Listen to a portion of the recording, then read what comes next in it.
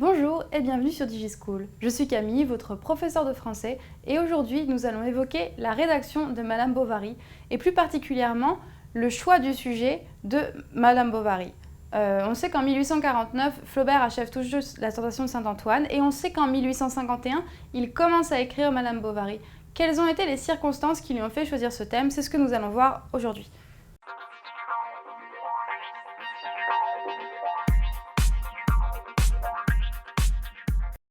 Alors, en 1849, Flaubert vient d'achever une rédaction assez laborieuse, 18 mois de rédaction pour La Tentation de Saint-Antoine.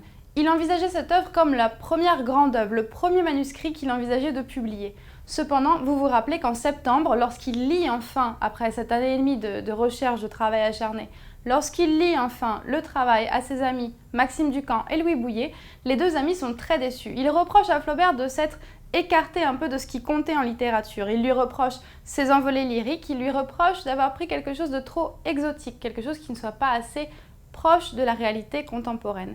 Flaubert est très déçu, évidemment, mais il n'a même pas le temps de considérer une réécriture éventuelle de Saint-Antoine, que déjà il part en voyage en Orient, un voyage qui durera 1 an et demi avec Maxime Ducamp.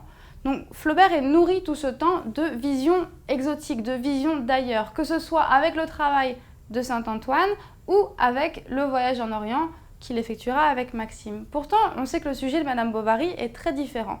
Comment l'a-t-il choisi? On sait qu'à l'époque, pendant son voyage, Flaubert envisageait 3 thèmes de roman, 3 thèmes qui sont relativement éloignés du thème qu'il choisira finalement pour le roman de Madame Bovary. Le premier thème qu'il envisageait de travailler était le thème du Don Juan, un thème assez classique, donc vous connaissez tous la version de Molière, mais des Don Juan, il y en a des dizaines. D'ailleurs, c'est ce qui va finalement le décourager. Il va décider de ne pas écrire sur Don Juan, car c'est un thème probablement déjà rabattu. Il envisage également d'écrire sur Anubis, la divinité égyptienne. Effectivement, le passage en Égypte a beaucoup marqué Flaubert, c'était son pays préféré de tous les pays qu'ils avaient traversés. Donc il envisage un récit sur la mythologie égyptienne, un récit qui ne verra jamais le jour, vraiment. Le troisième sujet est beaucoup plus intéressant. Il parle régulièrement dans sa correspondance, notamment avec Louis Bouilhet, d'un roman flamand. Il envisageait un roman qui se passerait soit dans le nord de la France, soit au sud de la Belgique, et qui raconterait l'histoire d'une jeune fille qui naît donc dans un environnement très simple, qui en fait serait empreinte de mysticisme, de vision mystique, de Dieu, etc., mais qui jamais vraiment ne se marierait, jamais n'évoluerait dans sa vie et finirait par mourir auprès de ses parents.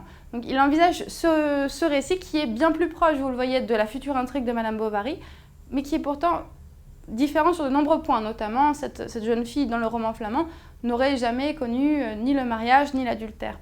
On sait que, par contre qu'il va garder ces traits-là, ces traits principaux de l'intrigue, pour un récit qui verra le jour bien plus tard, c'est Un cœur simple, le premier des 3 contes. Alors pourquoi finalement Flaubert choisit-il l'histoire d'Emma plutôt que ces trois autres thèmes qu'il a envisagés pendant si longtemps? Alors tout d'abord, vous savez qu'il y a la possible influence de l'anecdote sur les de la Mare. Ça, vous en avez entendu parler à d'autres reprises. Lorsqu'il lit le manuscrit La Tentation de Saint-Antoine à ses amis Maxime Ducamp et Louis Bouilhet, Flaubert se voit rétorquer qu'il n'est pas assez proche du réel. Selon Ducamp, Louis Bouilhet lui conseille alors une anecdote, donc un fait divers qui s'est réellement passé. C'est l'histoire des de la Mare. Un jeune officier de santé épouse en secondes noces Delphine, une jeune femme assez exaltée. Celle-ci contracte de nombreuses dettes, le trompe et finalement se suicide. C'est effectivement l'intrigue basique d'Emma Bovary, de Madame Bovary. Cependant, on sait qu'il y a certaines critiques, notamment celle de Pierre-Marc de Biasy, qui nient l'hypothèse de cette anecdote, qui disent que l'anecdote, le fait divers, a eu lieu après le départ de Flaubert et que par conséquent, il n'est pas plausible que l'anecdote ait influencé l'histoire d'Emma. Il y a également d'autres faits divers qui l'ont pu influencer dans l'histoire de Madame Bovary, comme par exemple l'affaire Lafargue ou encore l'influence de Brinvilliers. Mais ça, on y reviendra à l'occasion d'une autre vidéo. Quoi qu'il en soit, ce qu'il est important de voir, c'est que comparativement aux autres sujets envisagés, depuis la Tentation de Saint-Antoine, comparativement à l'influence exotique du voyage, comparativement au thème d'Anubis ou au thème du Don Juan, Flaubert a choisi vraiment le rapprochement du terre-à-terre. Donc il a suivi les conseils de ses amis en voulant prendre un thème à la Balzac, quelque chose qui soit plus réaliste, plus contemporain. D'ailleurs, c'est un conseil qu'on lui fera régulièrement Tout au long de son œuvre, on sait qu'après la parution de Salammbô, Sainte-Beuve, le critique Sainte-Beuve, lui demandera de choisir des sujets plus terre-à-terre. C'est le choix que fait Flaubert pour Madame Bovary et c'est probablement ce qui va garantir le succès de son premier roman publié. Voilà, c'est tout pour aujourd'hui. Merci d'avoir suivi cette vidéo. N'hésitez pas à consulter les autres fiches, les autres vidéos concernant Madame Bovary et à très bientôt sur DigiSchool.